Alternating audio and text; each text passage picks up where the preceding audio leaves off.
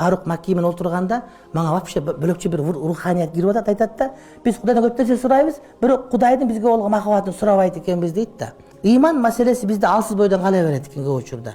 А бул дуалардын бардыгы бул адам менен Кудайдын ортосунда мамилени түшүндүрүп аткан, демек бардыгынан да эң зарыл ушул экенин билип, ушул түгөнбөй эле койсун деп ошону кайра каалап калмат экен. Бул адамдын акыйдасы болот экен. Биз наратта китап хажы окуйбуз, китабы соода окуйбуз. А бу жерде Кудай менен болгон мамилени айтып атпайбы? Адамдын мамилеси, о Кудайым, о Кудайым, о Кудайым, о Кудайым деген адамдын Кудай менен болгон маият, Кудай менен болгон биргелигин түшүндүрүп аткан бир акыйдави, руханий маселелер ушул экен да. Ошол дуалар аркылуу адамда кандай ишенич болуш керек? Аллах Таалага болгон акыйдасы кандай болуп, биздин жүрөгүбүздө Кудайды таануунун илими кантип ордуна туруш керек? Ушул дуалар аркылуу билет экенбиз, урматтуу бир тууганым.